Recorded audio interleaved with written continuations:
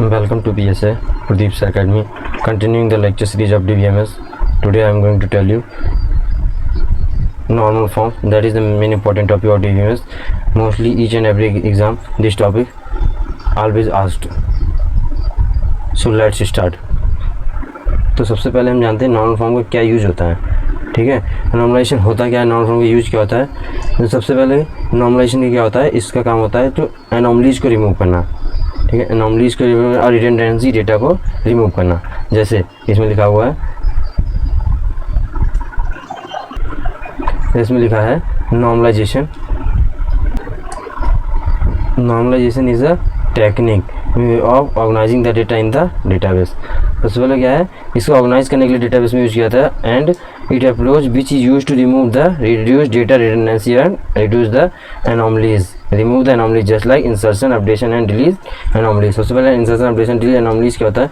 Anomalies बोलते हैं problems. ये किसी टेबल्स में जो प्रॉब्लम्स होती हैं, किसी डेटा आइटम्स को डिलीट करने के लिए, किसी डेटा को इंसर्ट करने के लिए, किसी डेटा को अपडेट करने के लिए. एक डेटा को अपडेट करें तो उसके साथ साथ कोई और डेटा अपडेट ना हो, तो ये क्या होते हैं, अगर हो रहा है तो इसे एनॉमलीज बोलते हैं. इसे क्या होते हैं, प्रॉब्लम्स होते हैं. और डिलीट जैसे हम कोई चाहे किसी एट्रीब्यूट का डेटा, किसी एक सिंगल टपल का या किसी सिंगल एट्रीब्यूट का डिलीट करें, किसी एक फील्ड का डेटा रिमूव करना चाहें, उससे अगर कंप्लीट डिलीट हो जाता है रो, तो इसको बोलते हैं डिलीशन एनॉमलीज. चलो देखते हैं क्या होता है.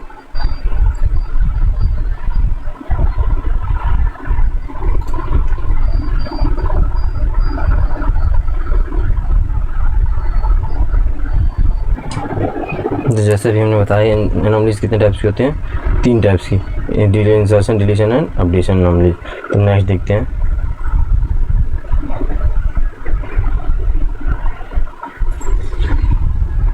अब जैसे यह to understand these anomalies let's take an example. अब इस एग्जाम्पल के थ्रू हम क्या एनॉमलीज को समझना चाह रहे हैं. जैसे अगर हम यहाँ पे S name, C I D name, C I D C name और ये सब फील्ड्स को क्या है, ये सब फील्ड्स हमारे टेबल में दे रखे हैं इस यूनिवर्सिटी टेबल में. अगर हम इसमें से किसी एक डेटा को अपडेट करें, जैसे अब हम यहाँ पे अपडेट करें कि जिसकी सैलरी 30 है, अगर उसकी 35 हो जाए, जैसे सैलरी अलाम की है, इसकी हम सैलरी 30 की जगह 35 करना चाह रहे हैं, तो अगर यहाँ अपडेट करेंगे तो क्या होगा, जिसकी 30 होगी उन सबकी 35 हो जाएगी. तो क्या होगा, अपडेशन. इसमें क्या एनॉमलीज मतलब क्या प्रॉब्लम से कर हो जाएगी, क्योंकि हम चाह रहे थे सिर्फ नाम का सैलरी इंक्रीज करना, बस क्या हो जाएगा, इन सबकी सैलरी क्या हो जाएगी, इंक्रीज हो जाएगी. इसको बोलते हैं updation anomalies. While insertion anomalies क्या होता है, इंसर्शन एनॉमलीज क्या होता है, जैसे कि हम इसमें किसी फैकल्टी आईडी है, फैकल्टी आईडी और जैस आईडी है, अगर यहाँ पर फैकल्टी किसी न्यू फैकल्टी को क्या करना है, इंसर्ट करना चाह रहे हैं, तो इसमें प्रॉब्लम्स क्या आएगी कि हम इसमें इंसर्ट नहीं कर सकते, क्योंकि क्या है, इसमें एसआईडी कोई भी है अवेलेबल नहीं है, क्योंकि एसआईडी एक प्राइमरी की है. और अगर हम सिर्फ एफआईडी को इंसर्ट करेंगे तो एसआईडी क्या हो जाएगी, नल हो जाएगी. तो नल हमारी प्राइमरी की हो नहीं सकती, तो इसलिए क्या हो गया, इंसर्शन एनॉमलीज हो गया. वाइल डिलीशन एनॉमलीज इज, अगर हम किसी एसआईडी को डिलीट करना चाह रहे हैं तो ऑटोमेटिकली क्या होगा, फैकल्टी आईडी अपने आप ही क्या हो जाएगी, डिलीट हो जाएगी. तो इसीलिए क्या करते हैं, इसको इंसर्ट अपडेट. अगर हम क्या है, इसको इंसर्ट करें तो इंसर्ट हो गया, अगर डिलीट करना चाह रहे हैं तो एस आई डिलीट करें तो एफ आई डी अपने आप क्या हो जाएगी, डिलीट हो जाएगी. तो ये हो गया insertion, updation and deletion anomalies. हम मूव करते हैं आगे.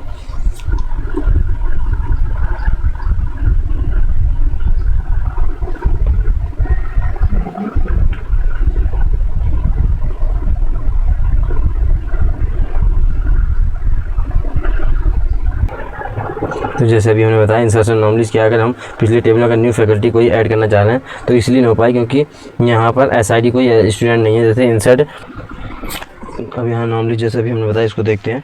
Insert suppose a new faculty, जैसे हमने क्या बताया, a new faculty into the university and delete the administrator, insert the faculty data into the above table.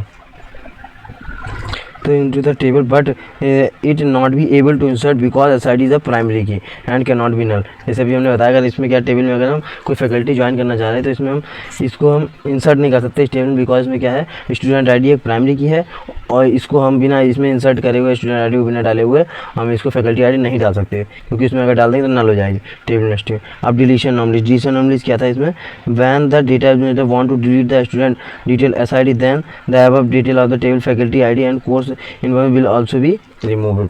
जो क्या हो जाएगा, अगर हम इसकी प्राइमरी की का एट्रीब्यूट जब डिलीट करते हैं तो उससे रिलेटेड पूरी कंप्लीट टपल क्या हो जाएगी, डिलीट हो जाएगी. वाइल अपडेट एनॉमलीज क्या बताया था मैंने, अगर उसकी सैलरी किसी की, जैसे व्हेन द डेटाबेस एडमिनिस्ट्रेटर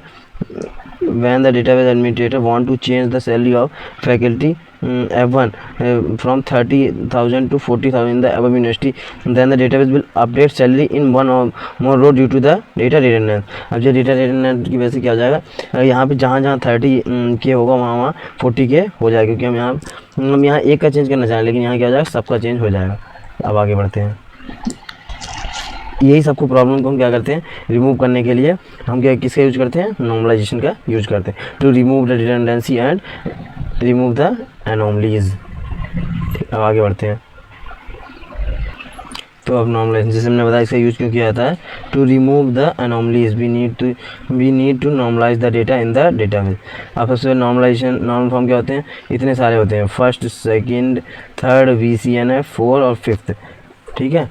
और मोस्टली अगर देखा जाए तो इसमें सबसे पहले डिफरेंस अगर आएगा तो पूछा जाता है 3rd NF और BCNF में डिफरेंस क्या होता है। और उसमें अगर 4th के बारे में आया तो पूछेगा what is multi value dependency, explain example. और 5 अगर आया तो पूछेगा व्हाट इज़ जॉइंट डिपेंडेंसी, ठीक है। और फर्स्ट क्या होता है, फर्स्ट मोस्टली पूछा नहीं जाता हमारे एग्जाम में।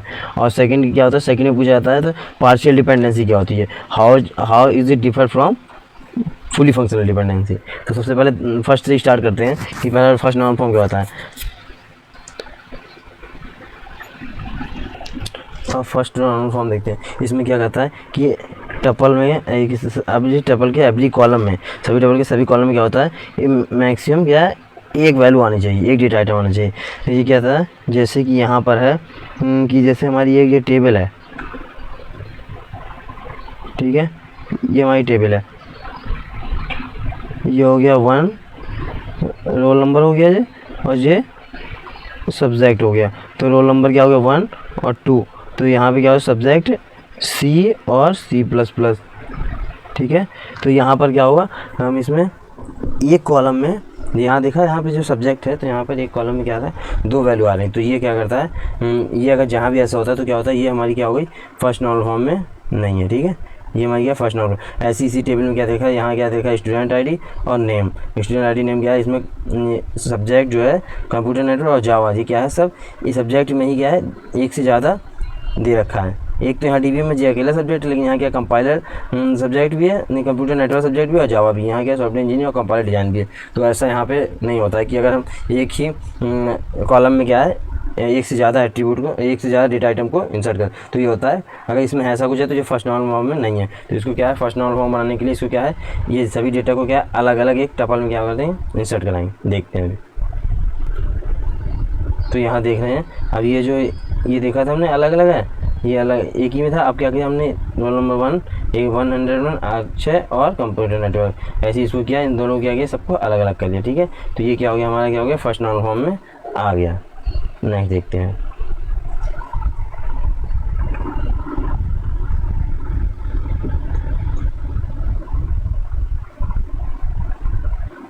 अब सेकंड नॉर्मल फॉर्म को देखते हैं। सेकंड नॉर्मल फॉर्म क्या होता है,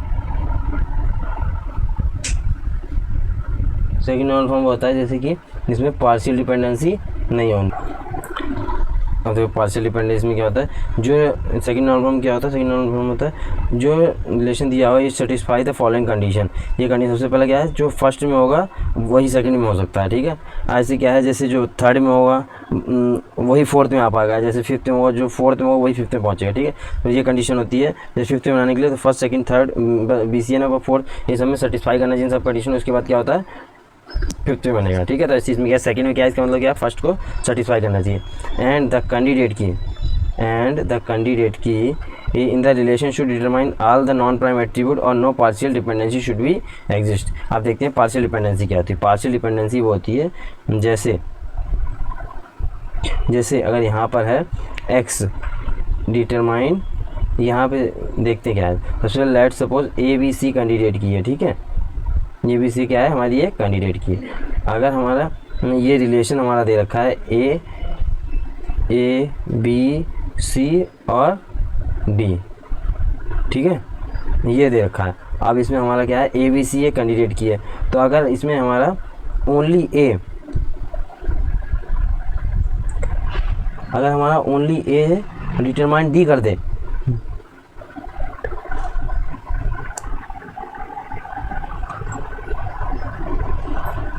हाँ, अगर ये हमारा ओनली A डिटरमाइन क्या कर दे या ओनली V डिटरमाइन D कर दे, तो क्या हो जाएगा, ये हमारा पार्शियल डिपेंडेंसी हो जाएगी, ठीक है। या कोई भी पार्ट्स, कैंडिडेट का कोई भी पार्ट अगर डिटरमाइन करते हैं नॉन प्राइम एट्रीब्यूट। आप देखते हैं प्राइम एट्रीब्यूट क्या होता है, नॉन प्राइम एट्रीब्यूट क्या होता है। प्राइम एट्रीब्यूट वो होता है जो कैंडिडेट की का पार्ट होता है, जो नॉन प्राइम होता है जो कैंडिडेट की का पार्ट नहीं होता है।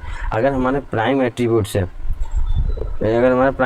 नॉन प्राइम एट्रीब्यूट डिटरमाइन हो जा रहा है तो क्या हो गया, पार्शियल डिपेंडेंसी हो गई। तो अब इसमें देखते हैं प्राइम एट्रीब्यूट क्या होता है, attribute which are used to form a candidate key is known as prime attribute. जैसे अभी मैंने बताया, the attribute which do not form a candidate key are known as non prime attribute, ठीक है। जो कैंडिडेट की के पार्ट्स नहीं है, मैंने पार्ट्स और एट्रीब्यूट नहीं है, वो क्या है, नॉन प्राइम। अभी ने जैसे बताया, अभी जो मैंने बताया था, can determine the parts of the candidate key lesson it is known as partial dependency. और we can say the LHS is the proper subset of candidate key RHS। जैसे हमने क्या बताया, ये LHS है, ए डिटरमाइन भी। अगर ये LHS ये प्रॉपर सबसेट होना चाहिए या पूरा कंप्लीट कैंडिडेट की होना चाहिए। अगर जो नॉन प्राइम एट्रीब्यूट डिटरमाइन करते रहे तो क्या होगा, फुली फंक्शनल डिपेंडेंसी। अगर सबसेट है कैंडिडेट की का जो नॉन प्राइम एट्रीब्यूट डिटरमाइन कर रहा है तो क्या हो गया, ये पार्शियल डिपेंडेंसी, ठीक है। आगे देखते हैं,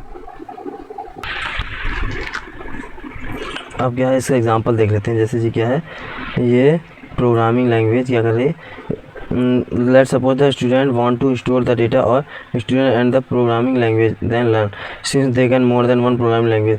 जैसे क्या है, and the relation है multiple row of the same student following relation show the data of the student। जैसे अभी हमने बताया क्या कि 101 102 103 101 का 2 है, 103 का 2 है। अब ये जैसे फुली फंक्शनल डिपेंडेंसी क्या होती है, जहाँ एक डिटरमाइन करे किसी दूसरे को।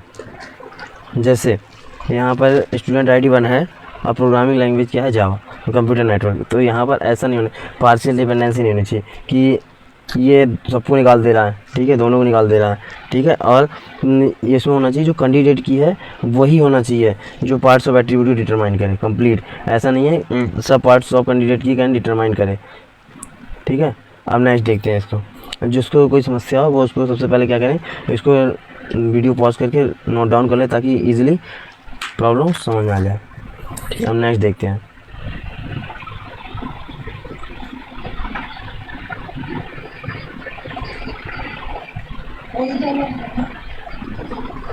अब यहाँ बताते हैं ये कैसे सेकंड NF में है। सबसे पहले देखते हैं ये फर्स्ट NF में होना चाहिए। द अबव रिलेशन क्या है, is in first NF because it contain the atomic value. इन सभी देखना है कि सभी कॉलम सभी की क्या है, एटॉमिक वैल्यू है। And it is not a second NF because non prime attribute student age. ये स्टूडेंट क्या है, एज है, नॉन प्राइम एट्रीब्यूट, क्योंकि ये क्या है, कैंडिडेट की का पार्ट नहीं है। हमने ऊपर दिखा दिया कैंडिडेट की क्या है स्टूडेंट ID और प्रोग्रामिंग लैंग्वेज क्या है कैंडिडेट की, और उनकी नॉन प्राइम क्या है, स्टूडेंट एज। तो जो नॉन प्राइम एट्रीब्यूट जो स्टूडेंट एज है is dependent on the candidate key, is dependent on the student ID which is या proper subset of candidate key. This violate the rule of non form as rules no non prime attribute should be determined by the parts of candidate key, ठीक है। Parts of candidate की से कोई attribute को क्या है, determine नहीं करना चाहिए, ठीक है। यही क्या होता है, पार्शियल डिपेंडेंसी।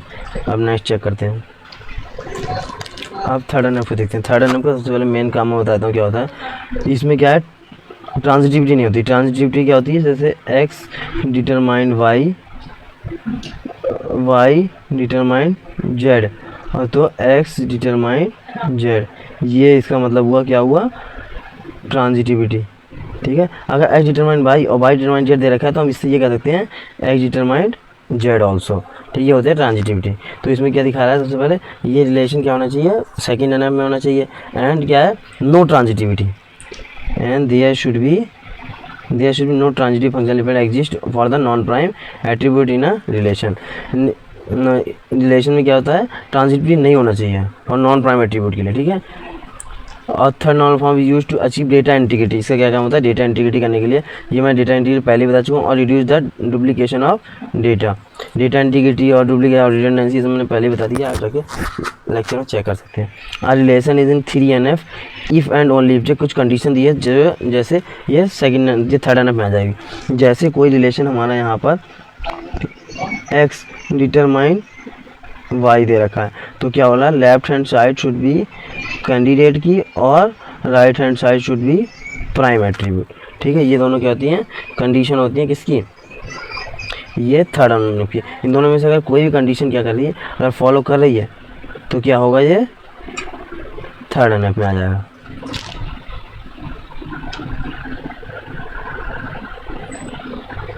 अदरवाइज क्या होगा, थर्ड एनएफ में नहीं आएगा।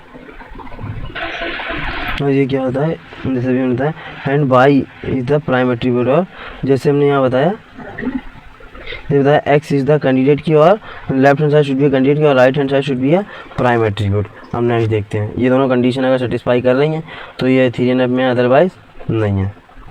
ठीक है, जैसे इसमें क्या देखा, अभी ट्रांजिटिव डिपेंडेंसी मैंने बात कर ली। जैसे अगर एक्स डिटरमाइंड वाई कर रहा है और वाई डिटरमाइंड जेड कर रहा है तो क्या है, एक्स डिटरमाइंड ऑल्सो जेड।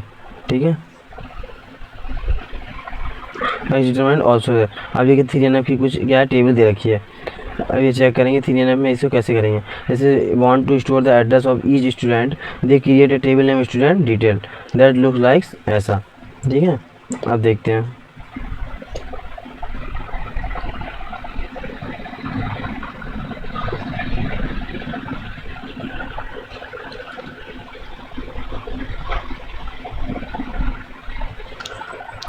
ये जो टेबल दे रखी है उसको क्या है, थर्ड नॉन फॉर्म में कैसे करेंगे। ये कैंडिडेट की हमारा क्या है, रोल नंबर, प्राइम एट्रीब्यूट क्या है, रोल नंबर, और नॉन प्राइम क्या होगा, स्टेट और सिटी। ठीक है, the non because the rule says that there is no transitivity functional dependency, ये है ट्रांजिटिव फंक्शनल डिपेंडेंसी नहीं होनी चाहिए। And city is non prime attribute and dependent on state that is non prime attribute. इधर क्या है, अगर कोई भी नॉन प्राइम से नॉन प्राइम एट्रीब्यूट डिटरमाइंड हो रहा है तो इसको भी बोलेंगे क्या है, transitivity functional dependency. dependent on the and state dependent on roll number. The non-prime attribute state are the transitive dependency. So candidate की thus the violate the rule of the third non form. But in second non form क्या है, subset of candidate की से non prime नहीं निकालना चाहिए। यहाँ क्या है, नॉन प्राइम से भी नॉन प्राइम नहीं निकालना चाहिए। ये क्या होता है, थर्ड एनएफ होता है। ठीक है, अब जैसे रोल नंबर से स्टेट यहाँ ड्राइव हो रहा है और स्टेट से क्या है, सिटी। पहले एक ही से क्या तीनों निकल रहा था, अब लेकिन क्या है इसको अलग अलग कर दिया तो स्टेट से क्या सिटी निकल रहा है। ठीक है, now both the table follow the third normal form. ठीक है, अब आगे देखते हैं। अब हम मूव करते हैं नाउ BCNF में। BCNF क्या होता है, वॉइस कोड नॉर्मल फॉर्म। तो क्या क्या डिस्कस होते हैं, फर्स्ट सेकंड थर्ड BCNF। अब BCNF मूव करते हैं। बिल्कुल जो थर्ड होता है उसमें ये कौन कौन से टू रूल्स थे।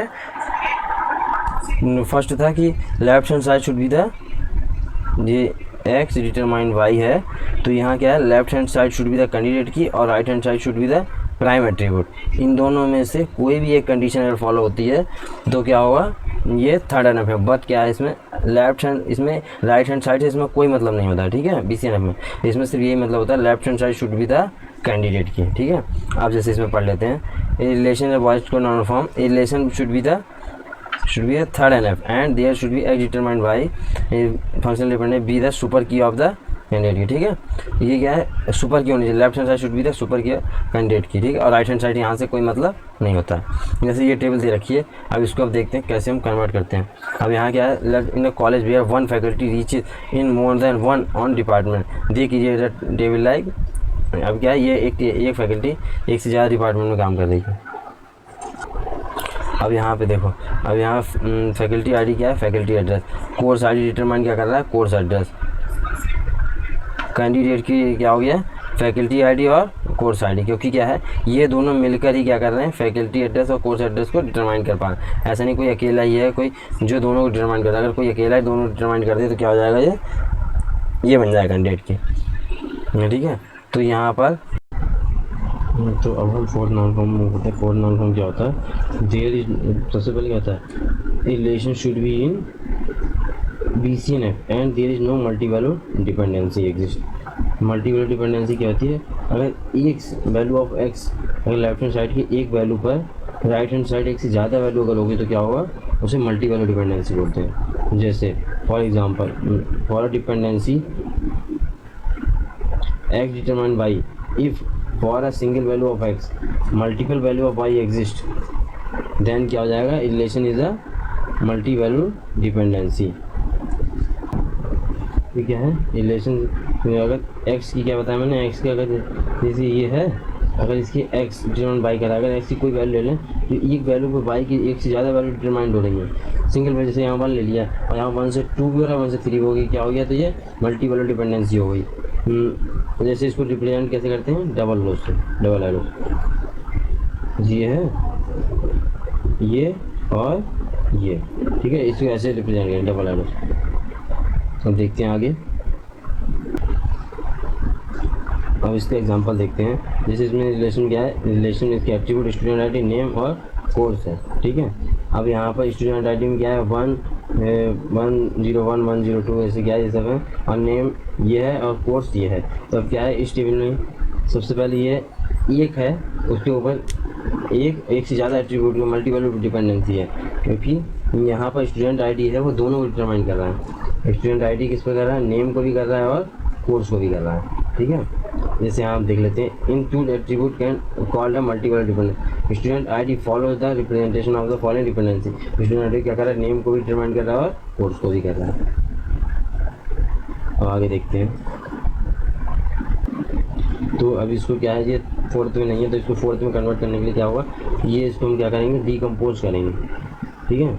ये है fourth into decompose into 2 table में, ठीक है। अब इससे जो है इसमें हम क्या है 2 टेबल में क्या करेंगे, डीकम्पोज करेंगे। और डीकम्पोज मतलब क्या होता है, 2 टेबल में क्या करना है, इसको ब्रेक कर देना, ठीक है। अब यहाँ क्या कर दिया हमने, ये जो स्टूडेंट आईडी थी इसमें क्या है सेपरेट टेबल, एक नेम के साथ बना दी है, वो उसके साथ बना दिया। तो इससे क्या हो गया, ये केवल एक एट्रीब्यूट है जो सिर्फ सिंगल दूसरे एट्रीब्यूट पे क्या है डिपेंडेंट है, एक से ज़्यादा मल्टी वैल्यू पर क्या है डिपेंडेंट नहीं है, ठीक है। ये आगे अब इसमें क्या होगा, ये फोर्थ नॉन फॉर्म में आएंगे टेबल, ठीक है। तो these all the important topic for every college और university exam as well as NET GATE JRF. So please revise this video and watch my previous lecture if you have any problem। तो सबसे पहले हम बात करते हैं, ये इसमें जो कॉलेज और यूनिवर्सिटी के एग्ज़ाम है, ये ऐसा कोई भी एग्ज़ाम नहीं है जिसमें कोई भी ऐसी यूनिवर्सिटी जो नॉन फॉर्म को ना पूछे। तो